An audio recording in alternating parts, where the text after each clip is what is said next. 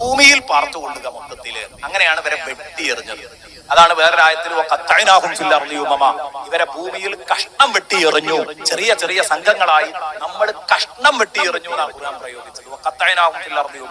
എന്നിട്ട് അള്ളാഹ് പറയാണ്, ഈ രണ്ടാം കുഴപ്പത്തിന്റെ സമയം അടുക്കുമ്പോൾ ഇവരെ നശിപ്പിക്കാൻ വേണ്ടി ഉള്ള ആ സമയം അടുക്കുമ്പം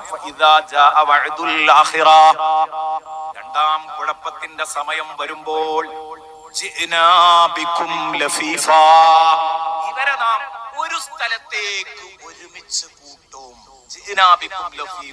ഇവരെ നാം ഒരു സ്ഥലത്തേക്ക് വലിച്ചടുപ്പിക്കും. ഇപ്പൊ ഏകദേശം ലോകത്തിന്റെ എല്ലാ ഭാഗത്തു നിന്നുമുള്ള ജൂത കുടുംബങ്ങൾ കയറി കയറി കയറി കയറി കയറി കയറി ഇപ്പോൾ ഇസ്രായേൽ രാഷ്ട്രത്തിലെത്തി കഴിഞ്ഞിട്ടുണ്ട്. പൂർത്തിയായിട്ടില്ല, ഇപ്പോഴും നടന്നുകൊണ്ടിരിക്കുകയാണ്. ആളുകൾ അങ്ങനെ കയറ്റിക്കൊണ്ടിരിക്കുകയാണ്.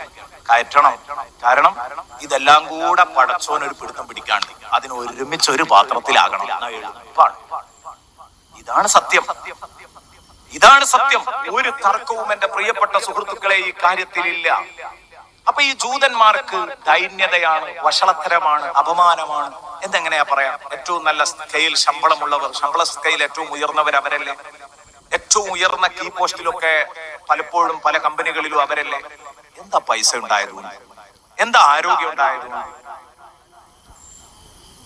5 പൈസന്റെ ധൈര്യല്ലെങ്കിൽ കോടിപതിയായിട്ട് കാര്യമുണ്ടാവും. ധൈര്യ വേണ്ടത്. പിന്നെയോ ജൂതനെ അല്ലാതെ വിശ്വസിക്കൂല. അതാണ് ഇവർക്കുള്ള കുഴപ്പം.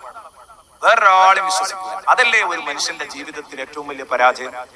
എനിക്ക് എന്നെ മാത്രമേ വിശ്വാസമുള്ളൂ എന്ന് കണ്ടാൽ ഞാൻ വേറൊരാളെ വീട്ടിൽ നിന്ന് വെള്ളം കുടിക്കും. വേറൊരാളെ കൂടെ യാത്ര ചെയ്യാൻ എനിക്ക് ധൈര്യം വരുമോ? വേറൊരാളുടെ കൂടെ ഉറങ്ങാൻ എനിക്ക് ധൈര്യം വരുമോ? ഞാനല്ലാത്തവരൊക്കെ ഞാൻ പേടിച്ചാൽ എന്നെ മാത്രമേ എനിക്ക് വിശ്വാസമുള്ളൂ, എന്റെ ആളുകളെ മാത്രമേ വിശ്വാസമുള്ളൂ എന്ന് വന്നാൽ പിന്നെ എന്റെ സ്ഥിതി എന്താ?